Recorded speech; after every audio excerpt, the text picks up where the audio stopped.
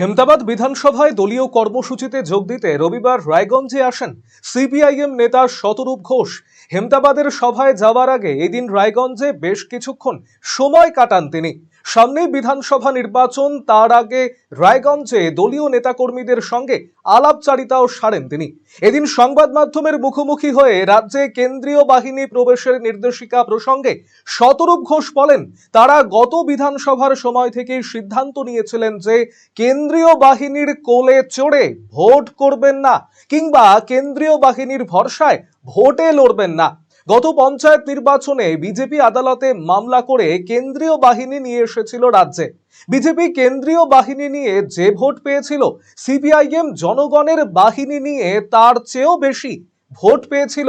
কেন্দ্রীয় বাহিনী পশ্চিমবঙ্গে প্রবেশের সাথে সাথে তা মমতার বাহিনীতে পরিণত হয়।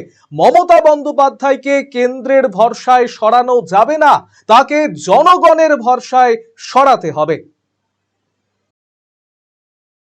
আমাদের তো কিছুই মনে হয় না, কারণ আমরা সিপিআইএম আমরা গত পঞ্চায়েতের আগে থেকে, ইনফ্যাক্ট গত বিধানসভার সময় থেকে আমরা সিদ্ধান্ত নিয়েছিলাম যে আমরা কেন্দ্রীয় বাহিনীর কোলে চড়ে ভোট করবো না বা কেন্দ্রীয় বাহিনীর ভরসায় আমরা ভোটে লড়বো না।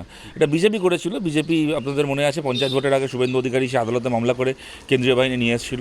তাদের কী হয়েছে দেখেছেন, ওরা কেন্দ্রীয় বাহিনী নিয়ে ভোট করে যা ভোট পেয়েছিল, আমরা জনগণের বাহিনী নিয়ে ভোট করে বিজেপির থেকে বেশি ভোট পেয়েছিলাম। এবং তৃণমূলকে হারাতে গেলে পশ্চিমবাংলায় ওটাই পথ, কেননা কেন্দ্রীয় বাহিনী এখানে আসলেও ইডি এসে যা করে, সিবিআই এসে যা করে, কেন্দ্রীয় বাহিনী এসেও তাই করে পশ্চিমবাংলায়। ঠিক যখন বাংলার উড়িষ্যা বা বিহারের বর্ডার পার করে যেই পশ্চিমবাংলায় পা রাখে, ওই তখনই কেন্দ্রের সমস্ত বাহিনী তখন মমতার বাহিনী হয়ে যায় পশ্চিমবাংলায়। সুতরাং এই মমতা ব্যানার্জিকে কেন্দ্রের ভরসায় সরানো যাবে না, জনগণের ভরসায় সরাতে হবে। এটা আমরা সিদ্ধান্ত নিয়েছি, তাই আমাদের এসব কেন্দ্রীয় বাহিনী ফাহিনীতে যায় আসে না, এলে আসবে না এলে না আসবে। অন্যদিকে প্রতিকুর রহমানের তৃণমূলের যোগ প্রসঙ্গে শতরূপ ঘোষ বলেন, সিপিআইএম দল কখনো নেতা নির্ভর দল নয়। প্রতিকুর লড়াকু ছেলে, তবে তিনি এত বড় জননেতা নন। তাহলে সিপিআইএম এর প্রতীকে প্রতিবার ভোট জিততে পারতেন, কিন্তু সেটা হয়নি।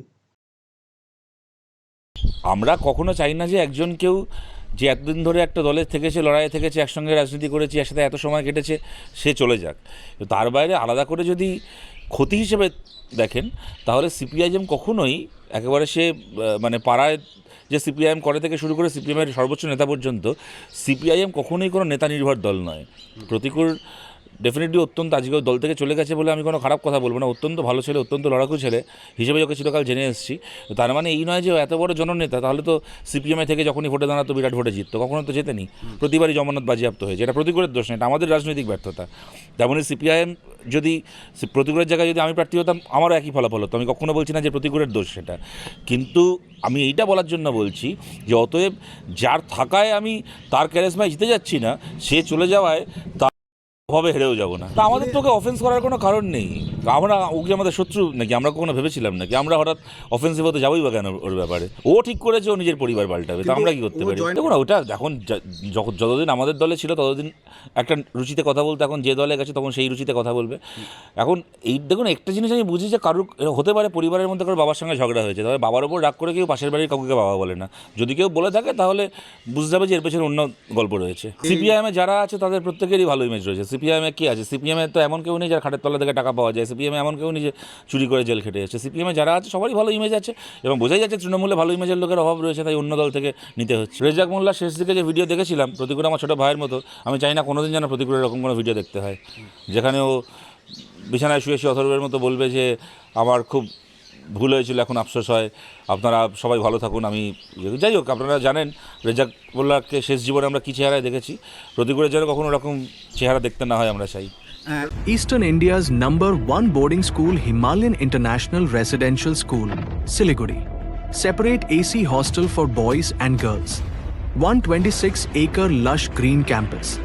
World-class sporting facilities. Admission open for session 2026-27. Hurry up. Limited seats. সুগন্ধি বাসমতি ভাতের মাঝে নানান উপকরণ, স্বাস্থ্যকর পরিষ্কার পরিচ্ছন্ন পরিবেশে তৈরি ম্যারিনেট করা মশলাদার মাটন এবং চিকেন বিরিয়ানি খেতে আপনাকে আসতেই হবে রায়গঞ্জের কলকাতা বিরিয়ানি দাদা বৌদিতে। শহরের সেরা মানের বিরিয়ানি খাদ্য রসিকদের তৃপ্তি মেটাতে হাজির দাদা বৌদি। রায়গঞ্জের প্রাণকেন্দ্র মোহনবাটি এলাকায় রায়গঞ্জ জেলা আদালতের প্রবেশদ্বারের কাছে সুস্বাদু মুখরোচক স্বাদে গন্ধে অতুলনীয় বিরিয়ানি পেয়ে যাবেন সারাদিন। তাই রায়গঞ্জ শহরে বিরিয়ানির এখন সেরা ঠিকানা কলকাতা বিরিয়ানি দাদা বৌদি। কলকাতা বিরিয়ানি দাদা বৌদি, মোহনবাটি, রায়গঞ্জ, উত্তর দিনাজপুর। Phone number 6204774768।